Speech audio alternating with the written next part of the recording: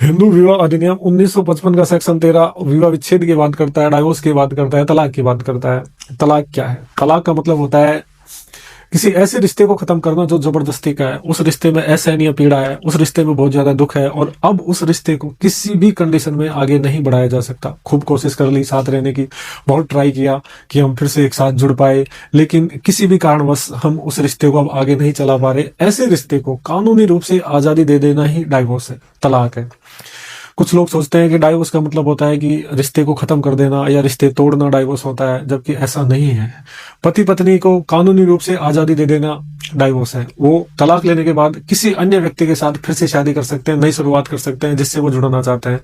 पहले के टाइम होता था कि लोग किसी भी कारणवश या कैसे भी उसके साथ रहना चाहते थे, मतलब एक रहना चाहता, एक नहीं रहना चाहता, फिर भी वो साथ रहते थे, क्योंकि समाज का डर था, डरते थे, लोगों के मन में भ्रांति थी, समाज क्या कहेगा। पहले पत्नियों के साथ खूब मानसिक क्रूरता होती थी, उनके साथ मारा पीटा जाता था, लेकिन वो एक तो अशिक्षित थी और फिर इतनी जागरूकता नहीं थी। अशिक्षित होने की वजह से वो डाइवोर्स नहीं ले पाती थी, वो उसी व्यक्ति के साथ अपना जीवन यापन करती थी। उसके साथ कैसा भी किसी भी तरह का अन्याय हो फिर भी वो उसको छोड़ नहीं सकती थी, उसको डर था समाज का, बहुत सारे डर थे। लेकिन जैसे जैसे एजुकेशन आगे बढ़ा, लड़कियां शिक्षित हुई, तो उन्होंने अब खुद के लिए डिसीजन लेना शुरू किया, वो डाइवोर्स लेने लगी। तो इसी डाइवोर्स को अब भी लोग गलत कहने लगे कि यार लड़की हो गई तलाक ले रही है, लेकिन ऐसा नहीं है। डाइवोर्स का मतलब होता है कि हम एक ऐसे रिश्ते को खत्म कर रहे हैं जो किसी भी कंडीशन में वो आगे नहीं बढ़ सकता। एक ऐसा रिश्ता जो अब पूरी तरह खत्म हो चुका है, लेकिन फिर भी हम उसको चलाने की कोशिश कर रहे हैं, उस रिश्ते से आजादी ले लेना ही डाइवोर्स है। डाइवोर्स आज के टाइम में बहुत ज्यादा केसेस बढ़ रहे हैं, वो इस वजह से बढ़ रहे हैं कि लोग शिक्षित हो चुके हैं, अब सब अपने हक के लिए जीते हैं, अपने अधिकारों के लिए जीते हैं। ऐसा नहीं है कि आपका कोई व्यक्ति शोषण कर रहा है फिर भी आप उसी व्यक्ति के साथ अपना जीवन व्यापन कर रहे हो, उसी को अपना पति या पत्नी मान रहे हो। ऐसे रिश्ते से आजादी ले लेना ही डाइवोर्स है। और हम आज सेक्शन 13 जो हिंदू विवाह अधिनियम 1955 का है, ये डाइवोर्स की बात करता है। और इस सेक्शन में ये दे रखा है कि हम कब डाइवोर्स ले सकते हैं, कब हम तलाक ले सकते हैं, क्या क्या कंडीशन होंगी तलाक लेने की। ठीक है, कब तलाक ले सकते हैं, और दूसरा क्या कंडीशन होगी जो तलाक ले सकते हैं, और तीसरा क्या हम आपसी सहमति से भी विवाह विच्छेद कर सकते हैं, आपसी सहमति से भी तलाक ले सकते हैं क्या। ठीक है। चौथा ये है कि जब हम तलाक ले तो कितना टाइम पीरियड हम मतलब एक दूसरे के साथ गुजार चुके हो, कि टाइम पीरियड कितना हो।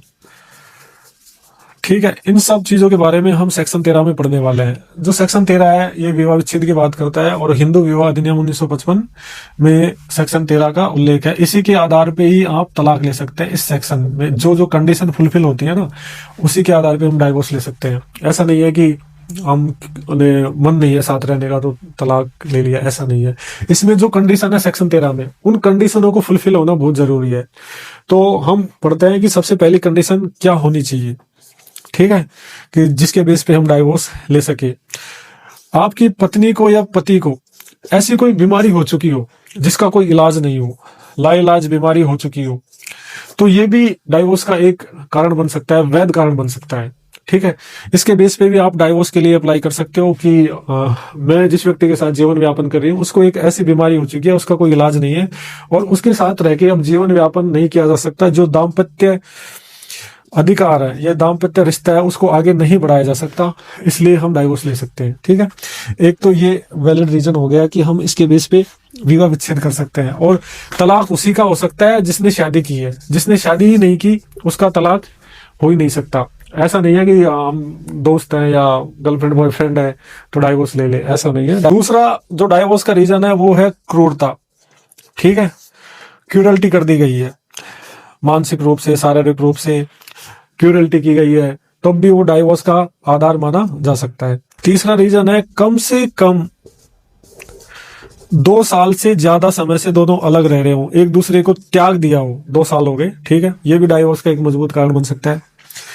चौथा, पत्नी या पति एडल्टरी में रह रहे हो, शादी हो गई है, उसके बाद भी किसी अन्य व्यक्ति के साथ रिश्ता बना रहे हो, तब भी वो डाइवोर्स का आधार बन सकता है, उसके आधार पर भी आप तलाक ले सकते हो। पांचवा, आपके हस्बैंड के ऊपर या पति के ऊपर किसी भी तरह का कोई केस लग गया हो, मतलब जैसे कि रेप का केस लग गया हो, या फिर आईपीसी का सेक्शन 377 का केस लग गया हो, या और भी ऐसा कोई केस लग गया हो जिससे विवाह विच्छेद में, जिससे कि विवाह विच्छेद किया जा सके, ये भी एक स्ट्रॉन्ग रीजन हो सकता है। या फिर एक टाइम ऐसा हो गया है कि 7 साल से अधिक समय से जो पति है या पत्नी है उसकी कोई खबर नहीं हो कि वो जिंदा है या मर गया है, तब भी आपको तलाक दिया जा सकता है। ये सेक्शन 13 कहता है, हिंदू अधिनियम का सेक्शन 13 ये कहता है कि यदि कोई व्यक्ति 7 साल से अधिक समय के बाद उसकी कोई खबर नहीं है कि वो कहाँ है, कैसे रह रहा है, उसकी कोई लाश भी नहीं मिली या फिर उसकी कोई खबर नहीं है, तो उसके आधार पे भी आप डाइवोर्स ले सकते हो। या फिर पति या पत्नी में से दोनों में से किसी ने, पति या पत्नी में से दोनों में से किसी ने भी किसी दूसरे धर्म में परिवर्तन कर लिया हो, मतलब कहने का मतलब यह है कि धर्म परिवर्तन कर लिया, ठीक है, धर्म परिवर्तन कर लिया, अपना धर्म छोड़ दिया, किसी दूसरे धर्म को अपना लिया, तो भी डाइवोर्स का रीजन बन जाता है। चौथा, एक तो धर्म परिवर्तन हो गया, इसके बाद एक और रीजन हो सकता है, वो ये है कि संन्यास ले लिया, पति ने गृह त्याग दिया या पत्नी संन्यासन हो गई, तब भी आप डाइवोर्स ले सकते हो, वो भी एक वैलिड रीजन माना जाएगा, ठीक है। या फिर एक और रीजन है डाइवोर्स का कि व्यक्ति जो है मानसिक रूप से पागल है या मानसिक रूप से रति हो गई है या ऐसी कोई बीमारी हो गई है जिसका कोई इलाज नहीं है, मानसिक रूप से विक्षिप्त हो गया या फिर नपुंसक हो गया, ठीक है, तो भी डाइवोर्स का आधार माना जा सकता है। ये बात कहता है सेक्शन 13, हिंदू विवाह अधिनियम का सेक्शन 13 ये कंडीशन बताता है, इन कंडीशन पे ही आप डाइवोर्स ले सकते हो। आप बिना किसी कारण के डाइवोर्स नहीं ले सकते कि भाई मेरा मन नहीं है अब साथ रहने का तो मैं इससे डाइवोर्स ले लूं, ऐसा नहीं है, तब आप डाइवोर्स नहीं ले सकते। इसके लिए आपको एक वैलिड रीजन देना होगा, एक उचित कारण देना होगा, बिना प्रति हेतु के आप तलाक नहीं ले सकते, ठीक है। सेक्शन 13B, सेक्शन 13B ये कहता है कि पारस्परिक रूप से आपसी सहमति से, सेक्शन 13 ये कहता है कि आपसी सहमति से विवाह विच्छेद किया जा सकता है। पति और पत्नी दोनों आपसी सहमति से अब विवाह को खत्म करना चाहते हैं तो भी डाइवोर्स लिया जा सकता है। म्यूचुअल कंसेंट होना बहुत जरूरी है डाइवोर्स के लिए, तो ये कंडीशन होनी चाहिए डाइवोर्स के लिए। और भी बहुत सारी कंडीशन है तो भी डाइवोर्स लिया जा सकता है, ठीक है। आप बिना किसी वैलिड रीजन के डाइवोर्स नहीं ले जा सकते।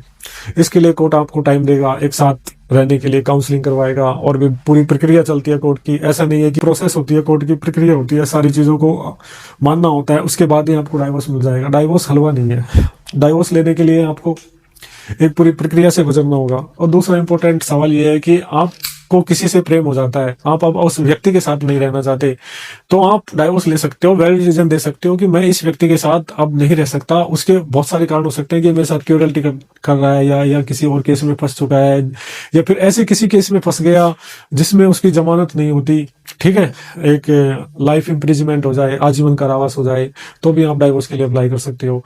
वीडियो कैसा लगा कमेंट करके जरूर बताइए। और भी ऐसे वीडियो के लिए आप नीचे कमेंट बॉक्स में लिख सकते हैं कि हमको इस टॉपिक पे एक नया वीडियो चाहिए, तो मैं जरूर आपके कमेंट का रिप्लाई करूंगा और आपके लिए एक नया वीडियो जरूर बनाऊंगा। वीडियो को लाइक करें, कमेंट करें, चैनल को सब्सक्राइब करें, ज्यादा से ज्यादा लोगों तक शेयर कीजिए। Thank you so much.